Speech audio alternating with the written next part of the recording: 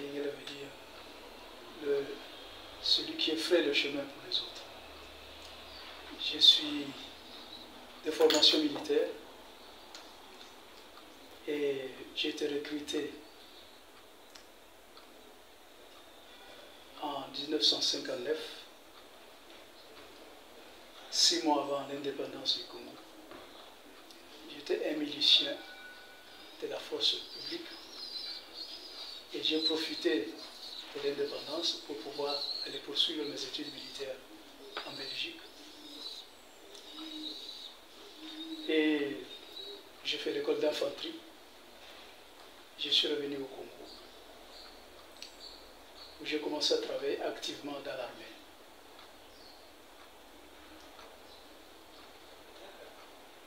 Je suis affecté pour la première fois à la 5e brigade, qui était dans l'état-major était à Mojima. Et après, je suis revenu. J'ai été muté ici à Kinshasa, en qualité d'attaché, en qualité d'officier d'ordonnance de tout premier ministre de la Défense, M. Anani Jérôme, qui a été pendu dans le procès de congelé de Pentecôte. Et alors, ma carrière militaire a commencé là. J'ai été affecté au département de finances de l'armée. J'ai suivi une formation d'inspecteur de finances et j'étais devenu le tout premier inspecteur de finances de l'armée. Après cette période, j'ai été envoyé attaché militaire auprès de notre ambassade en Italie, à Rome. Après 4 ans de ce service, pendant ces 4 ans, je me suis formé, je me suis occupé de la formation des pilotes, surtout de l'aviation, donc les pilotes, les mécaniciens et les opérateurs. Je suis revenu au Congo 4 ans après pour passer à l'école d'état-major, où j'ai fait 1 an et 6 mois. Je suis devenu technicien d'état-major. Et après cette école, j'ai été affecté à la direction des achats. De la direction des achats, je suis passé au service de renseignement, qu'on appelle aujourd'hui DENIA. Et de là, j'ai été envoyé à Uvira, dans l'action Koussaïdi. L'action Koussaïdi était dirigée par les Américains pour le compte du gouvernement. C'est après la rébellion qui s'était étendue à côté de Uvira et dans le Tanganyika. J'ai monté à Uvira un magasin témoin où l'on vendait des choses pour le bien de la population à des meilleurs marchés. Parce qu'après la rébellion, il fallait ramener le peuple à la paix et leur faciliter la vie. D'Uvira, j'ai été rappelé ici, affecté comme chef d'état-major à la force terrestre, à la base de Kitone. Et c'était en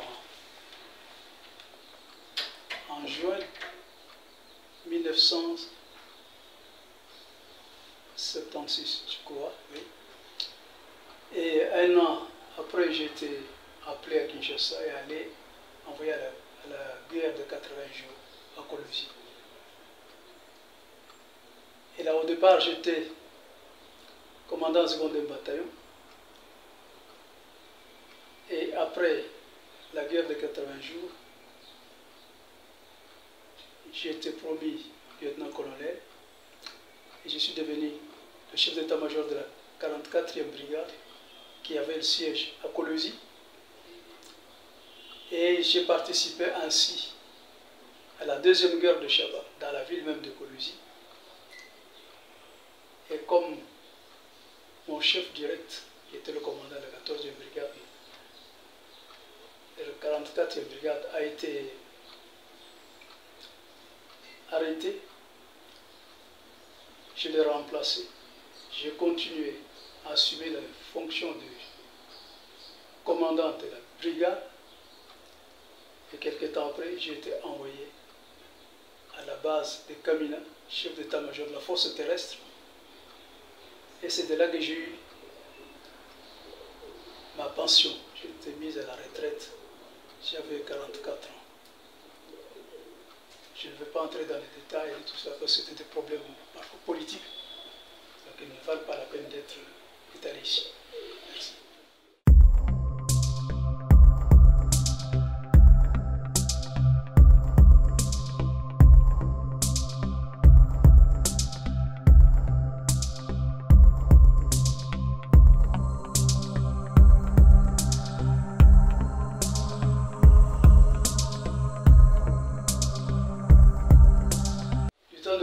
L'armée congolaise, l'armée zaïroise, était l'armée la mieux équipée, la mieux étoffée, parce qu'il avait un cadre d'officiers bien instruits, bien formés. Mais Mobutu n'a jamais voulu que ces jeunes officiers puissent être mis dans la chaîne de commandement, tout simplement pour éviter de rééditer ce qu'il avait lui-même fait en 1965. Le coup d'État. Et c'est comme ça que nous avons été éloignés de la ville de Kinshasa. Et ceux qui étaient restés ici ont été impliqués dans ce procès de terroristes. Ils ont été condamnés. Et à partir de ce moment-là, on a donné des enveloppes au grand nombre d'officiers et de soldats, une mise en retraite politique prématuré. Et c'est comme ça que on trouvera beaucoup d'officiers sortis et originaires du Bas-Congo, de Kwilu, de Kassai, du Katanga, qui ne pouvaient plus exercer leurs fonctions ici à Kinshasa. Beaucoup ont eu des enveloppes et nous avons été remerciés. Beaucoup ont été remerciés et accompagné d'un mot de ne pas être engagé à travailler quelque part. Alors il y a eu là un domaine beaucoup plus tribal qui a affaibli beaucoup l'armée et qui a provoqué aussi un mécontentement dans l'armée, et ce qui fait que de 1979 jusqu'à l'arrivée de l'AFDEL, l'armée était presque abandonnée à elle-même. Alors ceux qui avaient la possibilité de monter des grades et d'occuper des postes de fonction, c'était les gens qui étaient assimilés à la province de Maï-Ndombe, à la province de l'Équateur, à la province orientale. Et c'est dans ce contexte-là que nous nous sommes retrouvés à la retraite. Et ce qui est très écœurant, c'est dans l'administration publique, lorsqu'on met quelqu'un à la retraite, on lui donne un grade supérieur pour quitter l'armée. Mais nous n'avons pas été concernés par cette mesure. Et en plus, même l'indemnité des sorties, nous ne l'avons pas acquise. J'ai essayé de mélanger un peu de politique et un peu d'armée pour pouvoir vous éclairer sur ce qui était en ce moment-là au sein de l'armée et au sein de la politique.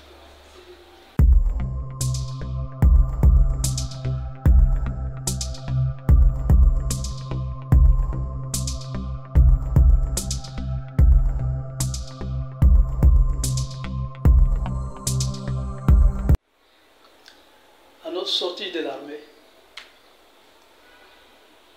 comme je beaucoup de cadres ont été mis à la retraite. Et ça a coïncidé avec l'arrivée de l'AFDEL. Et M. Kabila Laurent, s'il lui avait été donné de changer tout le monde, même dans l'administration publique, il l'aurait fait. Mais il a privilégié plutôt les Rwandais qui l'ont accompagné dans la conquête du Congo.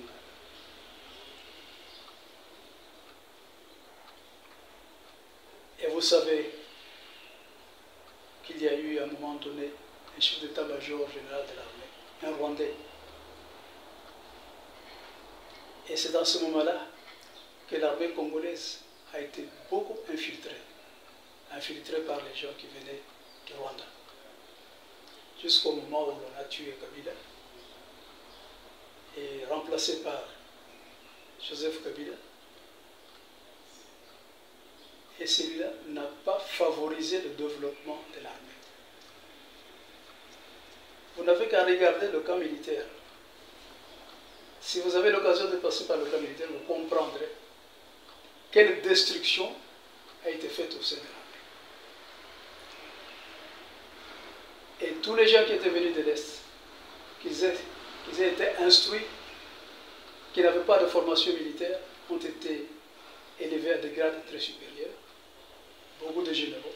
Et nous sommes revenus comme à la situation de l'Amérique latine dans le temps, où il y avait beaucoup de généraux, il y avait 100 militaires pour un général, ce qui n'est pas possible dans une armée.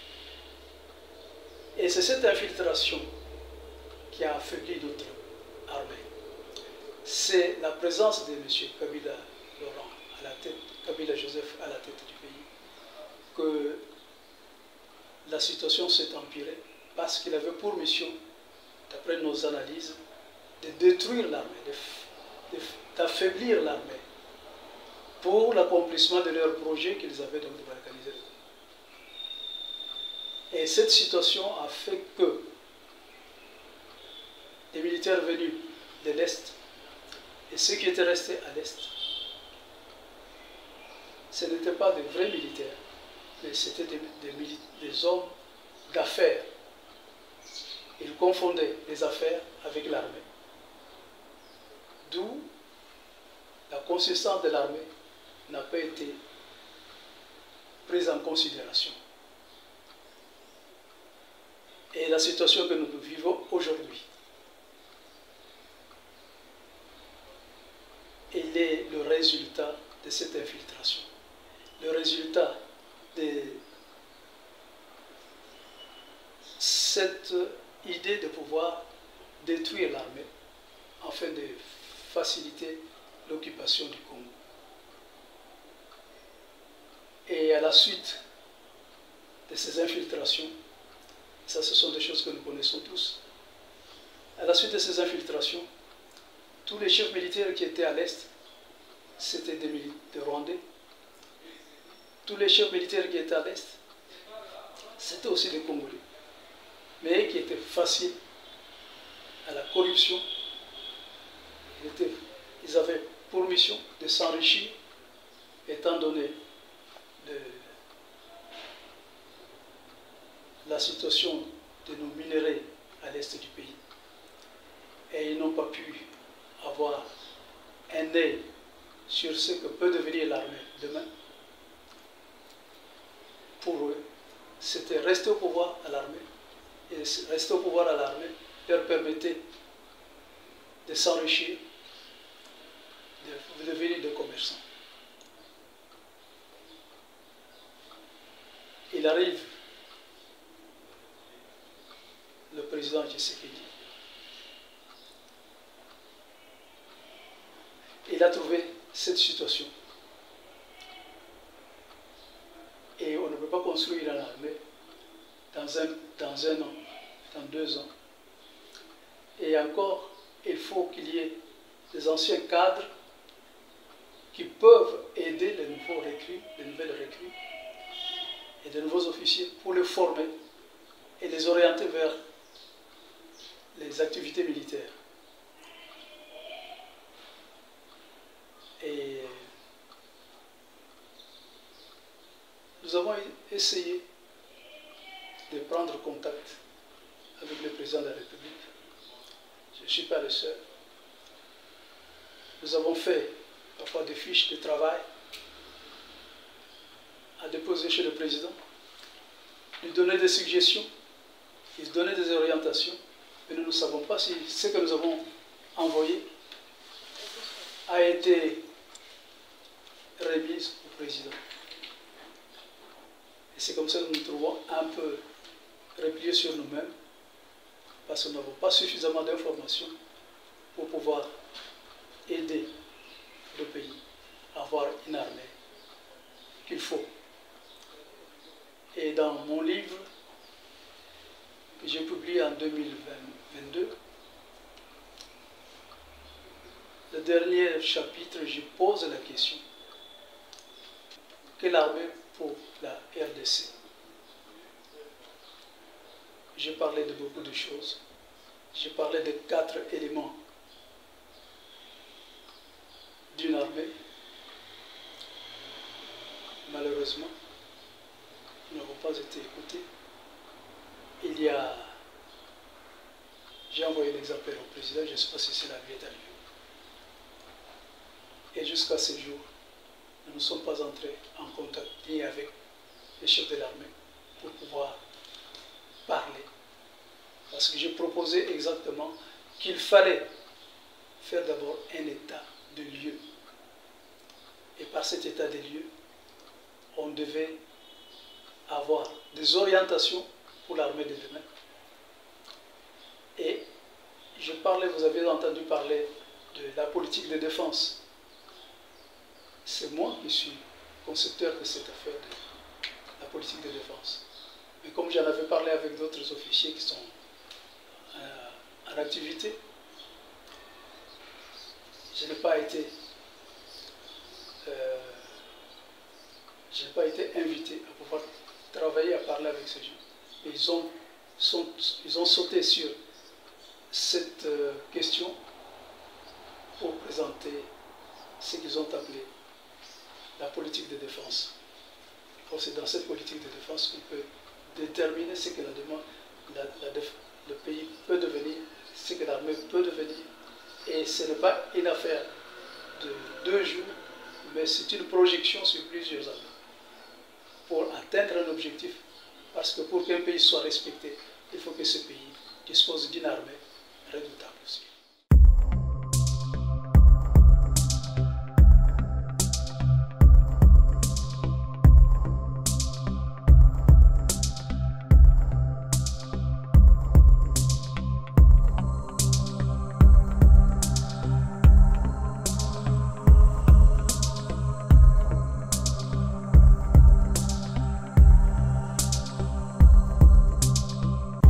Parler d'une révélation, c'est un peu trop fort. C'est vrai que je suis chrétien de l'Église catholique. J'ai beaucoup évolué dans le renouveau charismatique. J'ai été aussi membre de Full Gospel. Je n'ai pas eu de révélation. Ce que je veux parler ici, c'est en âme et confiance d'un patriote. À la suite d'un témoignage d'un couple américain venu de Caroline du Nord des États-Unis. Un couple de blancs. Et ce couple était porteur d'un témoignage, d'un message que Dieu leur a donné chez eux. Et ils sont venus donner ce message en 2003, au mois de mai. Je les ai suivis en direct à la Maison africaine de prière, un certain jeudi, et le mardi, je crois que c'était le 25 mai, je les ai suivis aussi sur la RTNC, aux émissions du soir. C'est le contenu de ce témoignage qui m'a beaucoup touché. Qu'est-ce que ce message dirait? C'est l'homme, le mari, qui a introduit son épouse, qui avait reçu donc le message, la révélation du Seigneur. Ce message, l'épouse ne l'a pas eu en dormant, mais c'était en plein jour. À Caroline du Nord, ils étaient en train de faire leurs courses. Quand madame a entendu le Seigneur lui dire, je veux te parler du Congo. Et le mari qui introduisait sa femme dit, c'est vrai qu'aux États-Unis, la presse parlait, la presse écrite ne fait pas beaucoup attention au Congo. Mais si vous entendez parler du Congo, c'est dans le milieu, dans les hautes sphères politiques.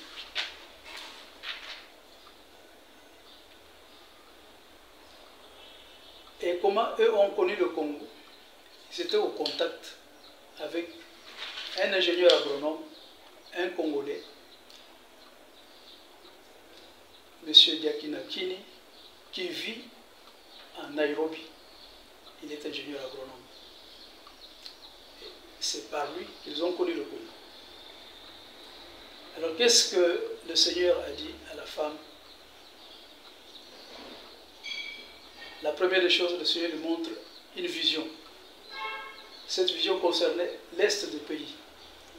Et il y avait beaucoup de militaires qui étaient sur la plage, sur la frontière. Et le Seigneur lui dit, ces militaires-là sont armés par les étrangers. Ils veulent aller prendre le pouvoir à Kinshasa, la capitale du Congo. Mais moi, l'Éternel Dieu, j'ai dit, ils n'arriveront pas à Kinshasa et ne prendront pas le pouvoir à Kinshasa. C'était le RCD. Deuxième vision, le Seigneur montre à cette dame les militaires qui étaient à l'est, qui entrent au Congo avec des bêches en train de creuser le sol, de prendre ce qui était dans le sol et de mettre en poche. Et le Seigneur a dit à la dame, ces gens-là volent le Congo. Celui qui vole le Congo me vole moi l'Éternel.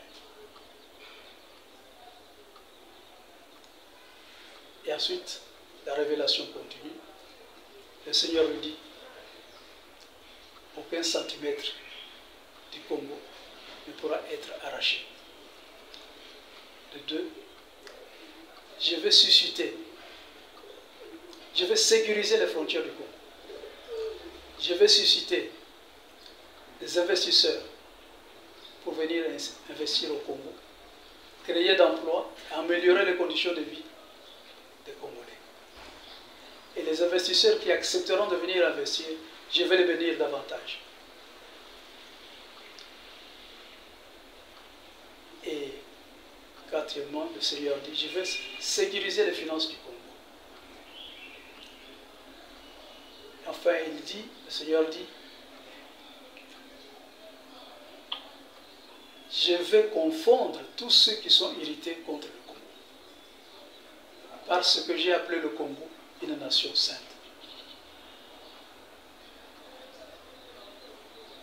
Voilà la révélation.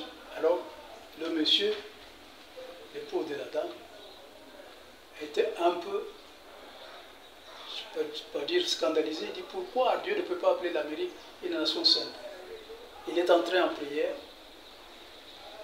pour demander au Seigneur pourquoi il appelle le Congo une nation sainte. Et après un temps, le Seigneur lui a révélé ceci. J'appelle le Congo une nation sainte parce que c'est un peuple qui est comme moi l'Éternel. Un peuple qui oublie le mal qu'on lui a fait. Un peuple qui ne se venge pas. Voilà la fin de cette révélation. Et depuis 2003, ils étaient ici. J'ai suivi toute la situation avec le homme de battoir, avec... je vais revenir un peu en arrière. Comme je le disais, je les ai suivis en direct, c'était un jeudi. Et le mardi qui suivait, Ils étaient sur la RTNC, sur le plateau de la RTNC, où ils ont fait le même témoignage. Et le mercredi matin, on annonce que Mutebussi, le colonel Mutebussi, s'est emparé de la ville de Bukavu. Et j'étais personnellement choqué ce matin-là. J'habitais du côté de Mobutu, je descendais en ville.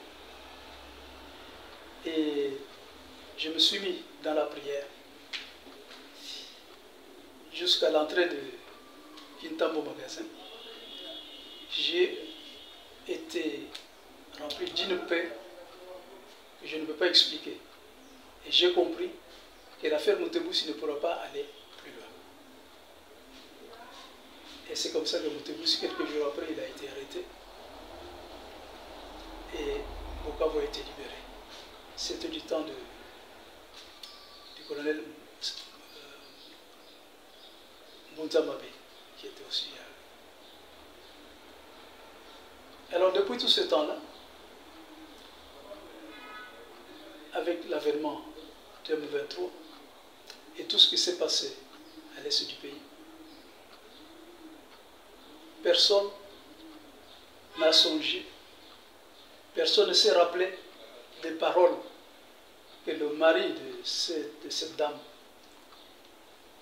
nous a adressées en disant « Dieu ne parle pas pour ce qui s'est passé, Dieu parle pour l'avenir.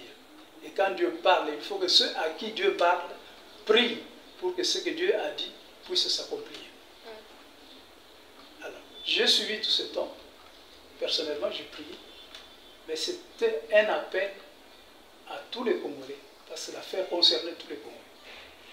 Et alors, ni les milieux religieux, ni les milieux politiques, personne ne s'est souvenu de ce passage, de cette parole. Et nous continuons à vivre avec notre M23, avec tout ce que nous connaissons. Alors ça fait depuis un temps, je parlais à mon neveu Raphaël. Non, en 2018, j'ai écrit à un groupe de religieux en leur disant « Regardez un peu la situation de notre pays. » La situation de notre pays, c'est une situation très difficile. C'est une situation dans le monde spirituel. Et ce qui est spirituel demande des solutions spirituelles. Et voilà ce que se passe, ce que ce couple-là nous a dit. Mais jusqu'à aujourd'hui, il n'y a personne qui s'est engagé à pouvoir prier, décréter une prière, jeûne et prière, pour que ce que Dieu a dit puisse s'accomplir. Alors j'ai commencé cette démarche, j'ai écrit quelque part, on ne m'a pas répondu jusqu'à aujourd'hui. Et depuis ces derniers temps, je crois depuis le mois de mars, ça me chiffonnait. Et j'ai cherché comment parvenir à transmettre ce message aux autorités. Parce que dans le cas qui nous concerne, ce n'est pas un chef religieux qui doit parler, mais c'est plutôt le président de la République, qui est le chef, le numéro 1 du pays. Pour qu'il répète la même chose qu'il a fait en 2019 en consacrant le Congo à l'Éternel. Alors comment parvenir à atteindre le président? Et c'est comme ça qu'avec mon neveu, nous sommes allés voir l'évêque Ejiba Yamapia. Nous avons parlé avec lui. Il dit, mais comme vous, les églises de réveil, vous êtes un peu en bon terme avec le président, pouvez-vous demander une audience au président pour lui parler de ceci? Mais la première des choses qui peut se faire, qu'on demande à la RTNC de pouvoir balancer dans ces archives, balancer donc ce témoignage-là. Comme ça, le président pourra lui-même suivre ce que ce couple a témoigné et il pourra prendre sa décision. Et la décision à laquelle moi j'ai pensé, c'est se référer à la Bible. Dans le livre de 2 Chroniques, au chapitre 20, le royaume de Juda a eu la même situation que celle que nous avons aujourd'hui. Le roi Josaphat a été instruit, informé qu'il y a le peuplade des environs qui se sont ligués pour attaquer Juda. Et le roi a décrété un jeûne de prière. Tout le peuple est arrivé. Et c'est le roi qui a pris la parole. Et c'est le roi qui a prié. Si vous voulez voir, cette prière se trouve dans le livre de 2 Chroniques, chapitre 20. Et le roi a exhorté son peuple. Et Dieu a donné des solutions. Dieu leur a dit, ce n'est pas vous qui allez combattre, c'est moi qui vais combattre. Et Dieu a combattu. Parce que ceux qui étaient venus pour attaquer Juda se sont entretués eux-mêmes. Et le Juda est venu tout simplement récolter le butin de ceux qui étaient morts. Et il a fait ce travail pendant 4 jours. Alors, cela m'est arrivé, me revient à la tête. Si Dieu a parlé, et ce que Dieu a dit s'est accompli, pourquoi est-ce que le Congo ne peut pas héréditer la même situation? Raison pour laquelle j'ai entamé toutes ces démarches, pour que peut-être un jour le président, ce message va arriver chez le président, et en âme et conscience, il peut prendre la décision de pouvoir décréter jeûne et prière. Je crois que vous vous souvenez peut-être du temps de Mobutu. Les journalistes français se moquaient des Congolais. Et ils disaient, oui, voilà, les Congolais ne savent plus que faire, tout ce qu'ils font, c'est la prière. C'était une façon de se moquer de nous. Mais on ne se moque pas de Dieu. Alors peut-être que maintenant, le président peut dire non. On va dire, Félix n'a plus de possibilités de chasser Kagame de son territoire. Et voilà, il recourt à Dieu. Ça peut le bloquer aussi. Mais je me réfère toujours à ce qui s'est passé dans la Bible, si nous sommes tous chrétiens. Enfin, on l'applique. Et j'ai lu beaucoup de livres, par exemple dans la guerre 40-45, l'armée allemande, l'armée de l'air, voulait passer la Manche et bombarder la ville de Londres. Mais ne sont jamais parvenus à le faire. Pourquoi? Parce que l'Église anglicane en Angleterre a demandé, et l'État aussi a demandé à tout le peuple, dès qu'il est midi, où que vous vous trouvez, faites votre prière pour que Londres ne soit pas attaqué, ne soit pas touché par les avions allemands.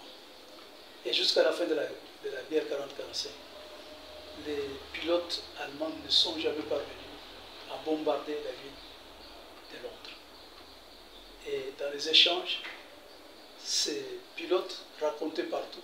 Chaque fois que nous approchions de Londres, on voyait le ciel de Londres truffé de beaucoup d'avions de guerre et on faisait demi-tour.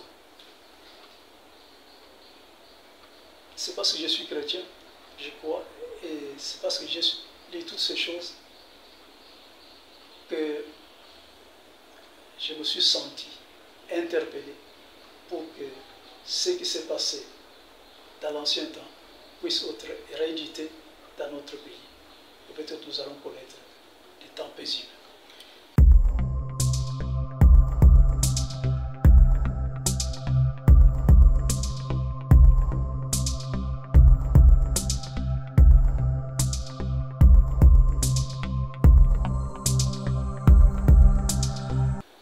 Moi, je propose, et c'est aux décideurs de prendre une décision. Soit on peut faire un jeûne d'1 jour et de prière, parce qu'il est possible qu'on puisse décréter jeûne et prière pour la ville de Kinshasa.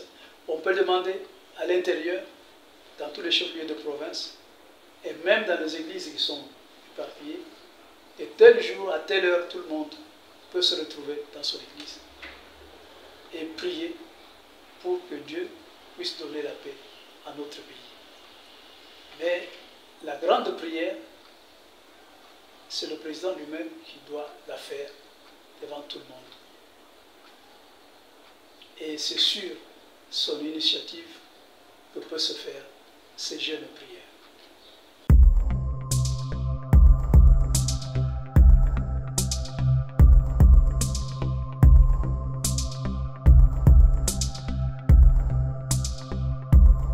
Je suis chrétien. J'ai eu beaucoup d'expérience dans la vie chrétienne.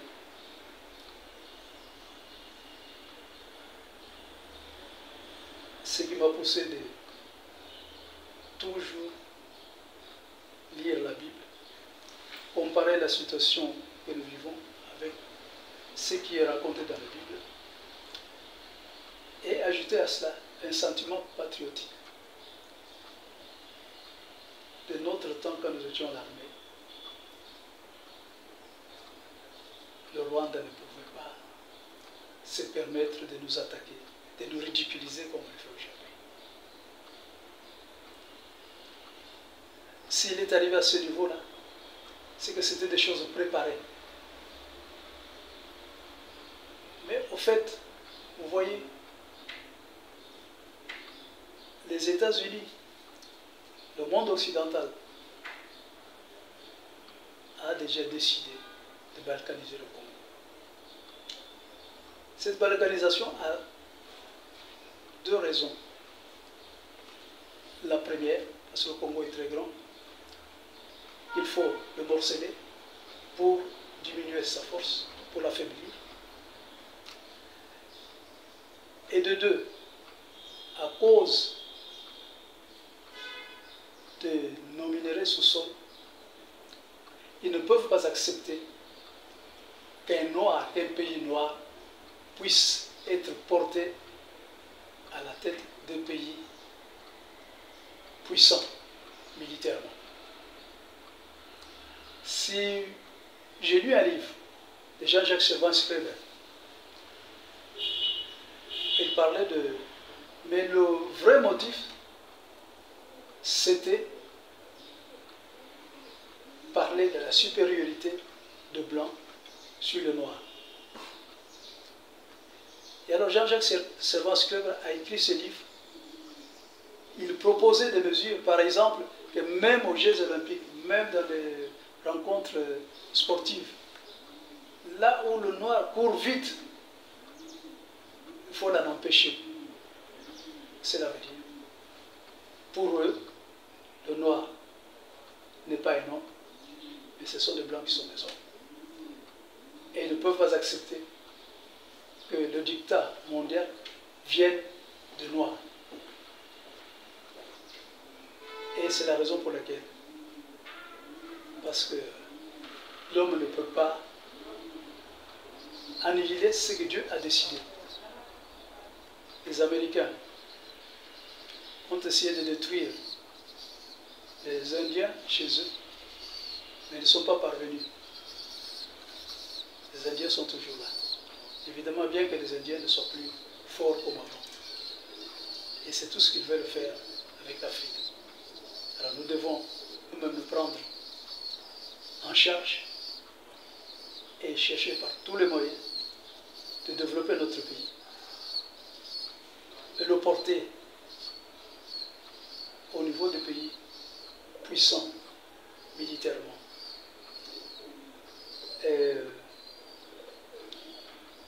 J'ai regretté beaucoup quand le Congo a signé le pacte de non-prolifération des armes nucléaires.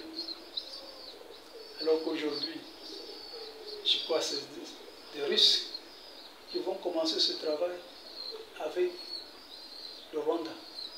Mais alors que nous avons ici un centre nucléaire, je ne sais pas s'il est abandonné à lui-même, je ne sais pas s'il y a des gens qui travaillent dedans, et nous avons tout ce qu'il nous faut pour pouvoir développer des armes nucléaires, des armes biologiques. Alors pourquoi le contrôle de notre centre nucléaire par les Américains? C'est tout simplement pour éviter que le Nord, le Congo, un pays de Noirs, puisse arriver au top. Alors c'est à nous tous de prendre nos responsabilités et avoir une vision, non pas de dominer le monde, mais de développer notre pays pour le bien-être de notre pays. Voilà ce que j'avais à dire.